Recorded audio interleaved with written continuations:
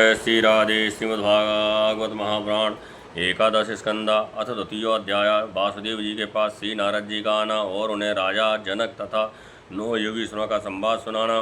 श्री सुखदेव जी कहते हैं, कुरुनंदन देव ऋषि नारद के मन में भगवान श्री कृष्ण की सन्निधि में रहने की बड़ी लालसा थी।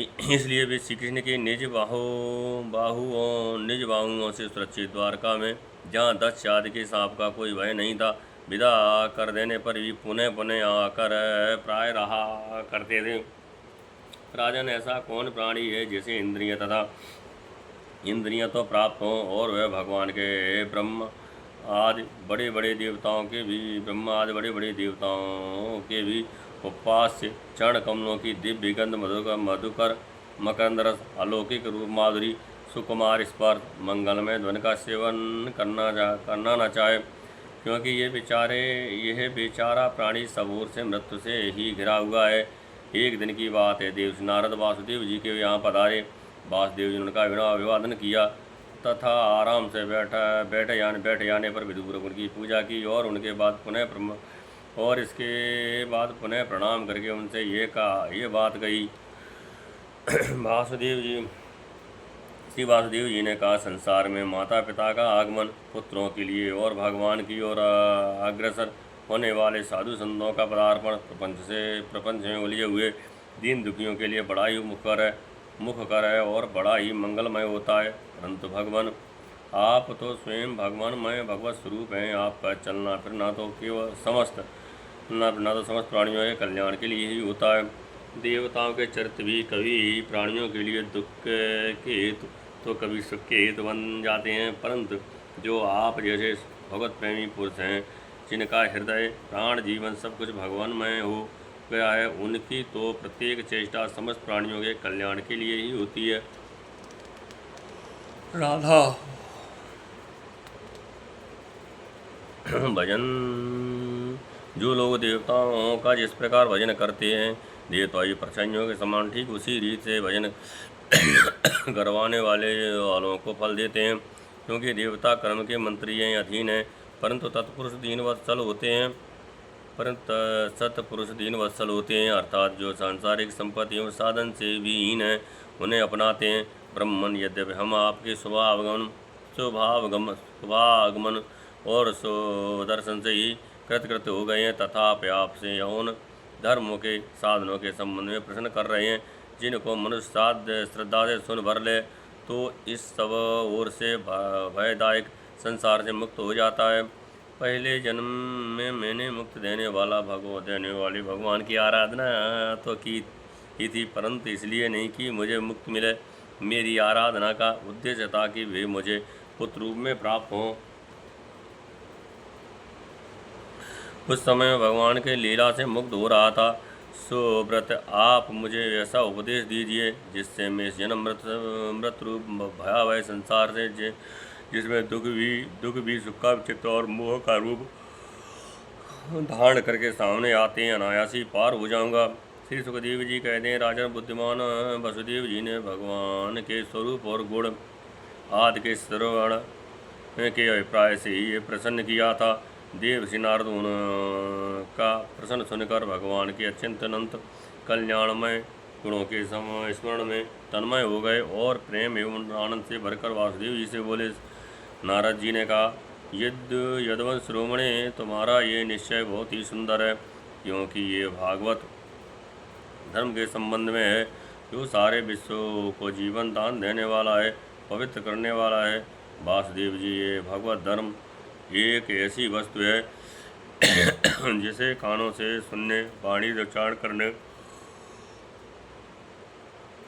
चित्त से स्मरण करने, हृदय से स्वीकार करने या कोई इसका पालन करने जा रहा हो तो उसका अनुमोदन करने से ही मनुष्य ही क्षण पवित्र हो जाता है, चाहे वह भगवान का एवं सारे संसार का द्रोही क्यों न हो। जिनके गुण लीला और नाम आदि का श्रवण तथा कीर्तन पतितों को भी पावन करने वाला है, उन्हीं परम कल्याण स्वरूप मेरे आराध्य देव भगवान नारायण का तुमने आज मुझे स्मरण कराया है। वासुदेव जी, तुमने मुझसे जो प्रसन्न किया है उसके संबंध में संत पुरुष एक प्राचीन इतिहास इसके संबंध में संत पुरुष एक प्राचीन इतिहास कहा करते हैं। वह इतिहास है ऋषभ के पुत्र 9 योगीश्वरों और महात्मा विदेह का शुभ संवाद। तुम जानते हो कि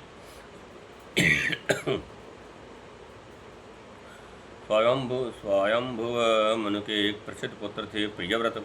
प्रियव्रत के अग्निध्र, अग्निध्र के नाभि और नाभ के पुत्र हुए ऋषभ। शास्त्रों ने उन्हें भगवान वासुदेव का अंश कहा है। मोक्ष धर्म का उपदेश करने के लिए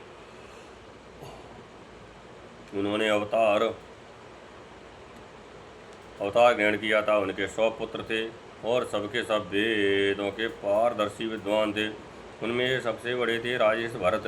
वे भगवान नारायण के परम प्रेमी भक्त थे। उन्हीं के नाम से यह भूखंड तो पहले अजान भवर्ष कहलाता था, भारतवर्ष कहलाया।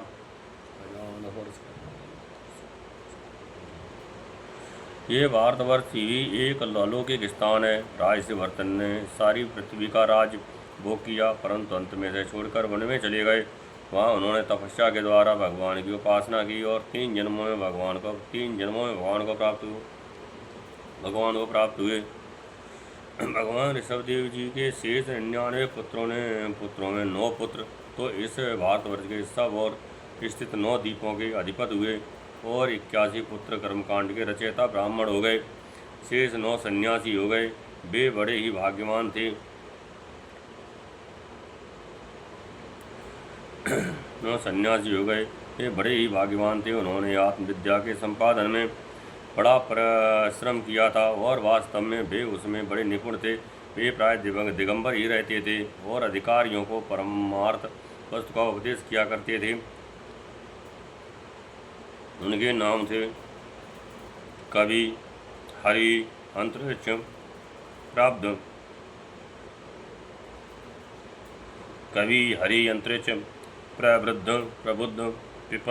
पिपलायन, आविहोत्र, द्रुमिल, चमस और करभाजन। विष कार्य कारण और अव्यक्त अव्यक्त भगवत रूप जगत को अपने आत्मा से अभिन्न अनुभव करते हुए पृथ्वी पर स्वच्छंद विचरण करते थे। उनके लिए कहीं भी रोक टोक न थी। वे जहाँ चाहते चले जाते। देवता, सिद्ध, साध्य, गंधर्व, यक्ष, मनुष्य, किन्नर और नागों के लोकों में तथा मुनि, चारण, भूतनाथ, विद्याधर, ब्राह्मण और गौओं के स्थानों में वे स्वच्छंद विचरते थे। श्री वासुदेव जी वे सब जीवन मुक्त थे। एक बार की बात है, इस अजनाभ भारतवर्ष में विदेहराज महात्मा निमि बड़े बड़े ऋषियों के द्वारा एक महान यज्ञ करा रहे थे। पूर्वोक्त 9 योगीश्वर स्वच्छंद विचरण करते हुए उनके यज्ञ में आजा पहुँचे। वासुदेव जी वे योगीश्वर भगवान के परम प्रेमी भक्त और सूर्य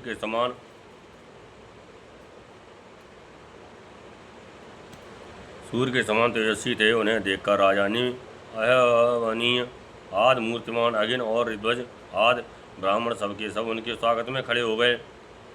विदेहराज निमि ने उन्हें भगवान के परम प्रेमी भक्त जानकर यथा योग्य आसनों पर बिठाया और प्रेम तथा आनंद से भरकर विधिपूर्वक उनकी पूजा की। वे 9 योगीश्वर अपनी अंगों की कांत से इस प्रकार चमक रहे थे मानो साक्षात ब्रह्मा जी के पुत्र सनकाद मुनीश्वर ही हों। राजा निमि ने विनय से झुककर परम प्रेम के साथ उनसे प्रसन्न किया। विदेहराज निमि ने कहा, भगवान, मैं ऐसा समझता हूँ कि आप लोग मधुसूदन भगवान के पार्षद ही हैं, क्योंकि भगवान के पार्षद संसारी प्राणियों को पवित्र करने के लिए विचरण किया करते हैं। जीवों के लिए मनुष्य का प्राप्त होना दुर्लभ है। यदि वह प्राप्त भी हो जाता है तो प्रतिक्षण मृत्यु का भय सिर पर सवार रहता है, क्योंकि ये क्षणभंगुर है। इसलिए अनिश्चित मनुष्य जीवन में भगवान के प्यारे उनको प्यार करने वाले भक्तजनों का संतोष का दर्शन तो और भी दुर्लभ है। भक्तजनों का संतों का दर्शन तो और भी दुर्लभ है। इसलिए तो लोग पावन महात्माओं हम आप लोगों से प्रश्न करते हैं कि परम कल्याण का स्वरूप क्या है और उसका साधन क्या है। इस संसार में आधे क्षण का सत्संग भी मनुष्य के लिए परम कल्याण निधि है।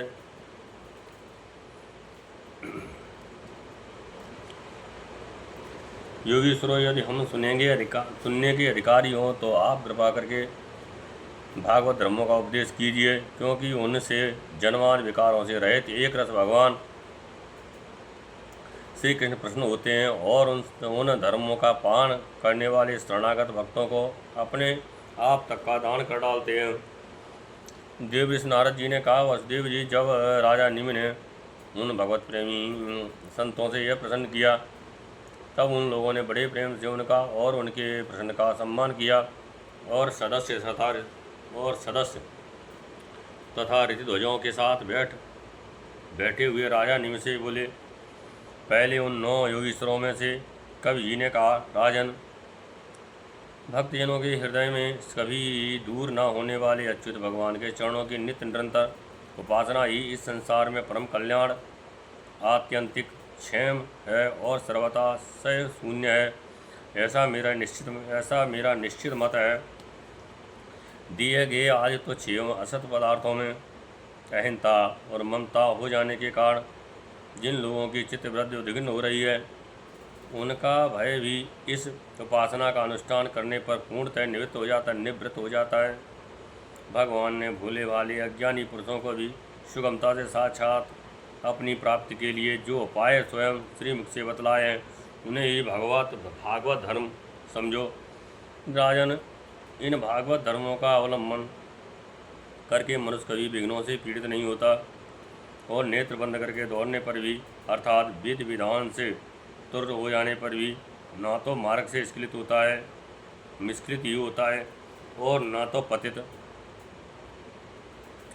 फल से वंचित ही होता है। भागवत धर्म का पालन करने वाले के लिए ये नियम नहीं है कि वे एक विशेष प्रकार का कर्म ही करें। ये शरीर से, वाणी से, मन से, इंद्रियों से, बुद्धि से, अहंकार से, अनेक जन्मों अथवा एक जन्म की आदतों से स्वभाववश जो करके करे वह सब परम पुरुष भगवान नारायण के लिए ही है। इस भाव से उन्हें समर्पण कर दे। यही सरल से सरल सीधा सा भागवत धर्म है।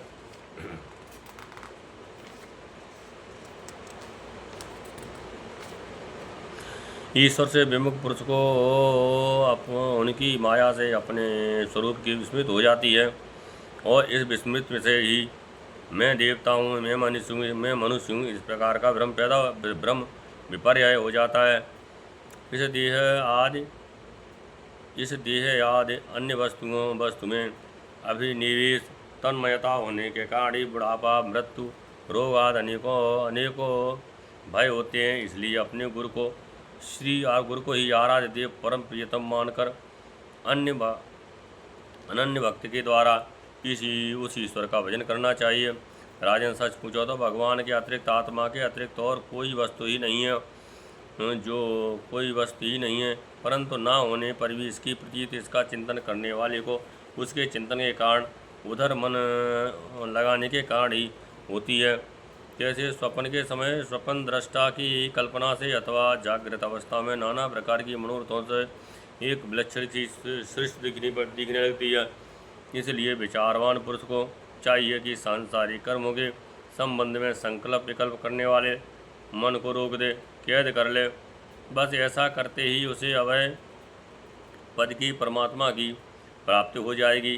संसार में भगवान के जन्म की और लीला की बहुत सी मंगलमयी कथाएं प्रसिद्ध हैं, उनको सुनते रहना चाहिए। उन गुणों और लीलाओं का स्मरण दिलाने वाले भगवान के बहुत से नाम भी प्रसिद्ध हैं। लाज संकोच छोड़कर उनका गान करते रहना चाहिए। इस प्रकार किसी भी व्यक्ति, वस्तु और स्थान में आसक्त न करके विचरण करते रहना चाहिए। जो इस प्रकार विशुद्ध व्रत नियम ले लेता है, उसके हृदय में अपने परम प्रियतम प्रभु के नाम कीर्तन से अनुराग का प्रेम का अंकुर उगाता है, उसका चित्त द्रवित हो जाता है। अब वह साधारण लोगों की स्थिति से ऊपर उठ जाता है, लोगों की मान्यताओं धारणाओं से परे हो जाता है। दम्भ से नहीं, स्वभाव से ही मतवाला सा होकर कभी खिलखिलाकर हंसने लगता है, तो कभी फूट फूट कर रोने लगता है। कभी ऊंचे स्वर से भगवान को पुकारने लगता है, तो कभी मधुर स्वर से उनके गुणों का गान करने लगता है। कभी कभी जब वह अपने प्रियतमों को अपने नेत्रों के सामने अनुभव तब उन्हें रिझाने के लिए नृत्य भी करने लगता है। राजन, ये आकाश, वायु, अग्नि, जल, पृथ्वी, ग्रह, नक्षत्र, प्राणी, दिशाएं, वृक्ष, वनस्पति, नदी, समुद्र, सबके सब भगवान के शरीर हैं। सभी रूपों में स्वयं भगवान प्रकट हैं, ऐसा समझकर वह जो कोई भी उसके सामने आ जाता है, चाहे वह प्राणी हो या प्राणी, उसे अनन्य भाव से भगवत भाव से प्रणाम करता है। जैसे भोजन करने वाले को प्रत्येक ग्रास के साथ ही संतुष्ट, तृप्त अथवा सुख, पुष्ट, जीवन शक्ति का संचार और क्षुधा निवृत्ति, ये तीनों एक साथ होते जाते हैं। वैसे ही जो मनुष्य भगवान की शरण लेकर उनका भजन करने लगता है, उसे भजन के प्रत्येक क्षण में भगवान के प्रति प्रेम, अपने प्रेमास्पद प्रभु के स्वरूप का अनुभव और उनके अतिरिक्त उन वस्तुओं में वैराग, इन तीनों की एक साथ ही प्राप्त हो जाती है। तो राजन, इस प्रकार जो प्रतिक्षण एक एक व्यक्ति के द्वारा भगवान के चरण कमलों का ही भजन करता है, उसे भगवान के प्रति प्रेममयी भक्ति, संसार के प्रति वैराग्य और अपने प्रियतम भगवान के स्वरूप की स्मृति, ये सब अवश्य ही प्राप्त होते हैं। वह भागवत हो जाता है, और जब ये सब प्राप्त हो जाते हैं, तब वह स्वयं परम शांति का अनुभव करने लगता है। राजा निमि ने पूछा, योगीश्वर, अब आप कृपा करके भक्त का लक्षण वर्णन कीजिए। उसके क्या धर्म है, वह कैसे उसका क्या और कैसा स्वभाव होता है, वह मनुष्यों के साथ व्यवहार करते समय कैसा आचरण करता है, क्या बोलता है और किन लक्षणों के कारण भगवान का प्यारा होता है। अब 9 योगीश्वरों में से दूसरे हरि जी बोले, राजन, आत्मस्वरूप भगवान समस्त प्राणियों में आत्मा रूप से नियंता रूप से स्थित हैं, जो कहीं भी न्यूनाधिकता न देखकर सर्वत्र परिपूर्ण भगवत सत्ता को ही देखता है, और साथ ही समस्त प्राणी और समस्त पदार्थ आत्मस्वरूप भगवान में ही आधेय स्वरूप से अथवा आद्यस्थ रूप से स्थित है, अर्थात वास्तव में भगवत स्वरूप ही है। इस प्रकार जिसका अनुभव है, ऐसी जिसकी सिद्ध दृष्टि है, उसे भगवान का परम प्रेमी उत्तम भागवत समझना चाहिए।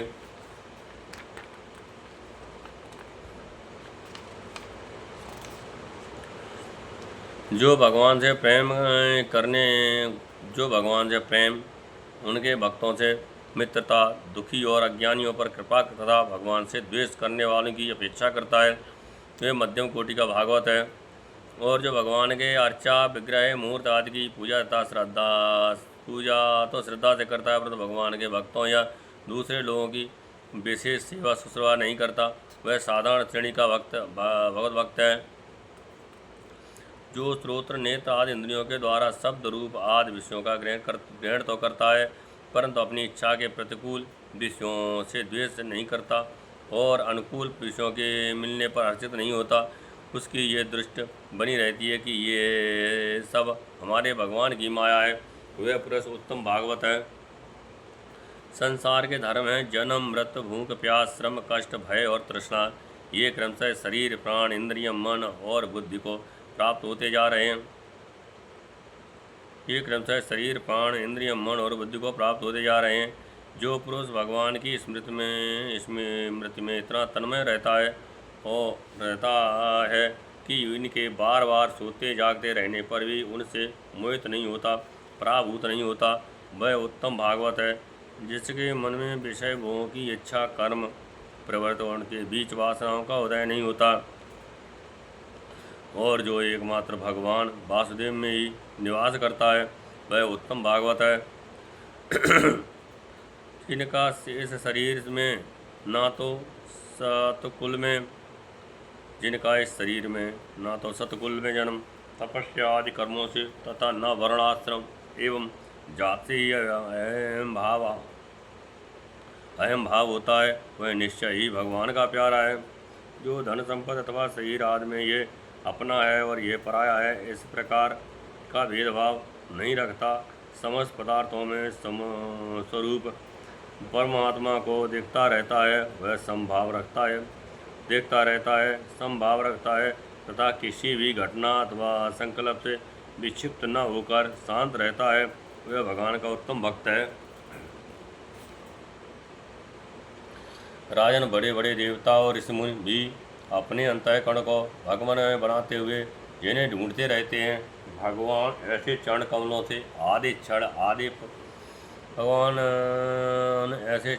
से आधे पल के लिए भी जो नहीं हटता, भगवान के ऐसे चरण कमलों से आधे पल के लिए भी जो नहीं हटता, निरंतर उन चरणों की सन्निध और सेवा में संलग्न रहता है। यहाँ तक कि कोई स्वयं उसे त्रिभुवन की राजलक्ष्मी दे तो भी वह भगवत अमृत का तार नहीं तोड़ता।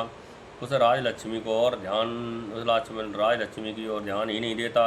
वह वही पुरुष वास्तव में भगवत भक्त वैष्णवों में अग्रगण्य है, सबसे श्रेष्ठ है।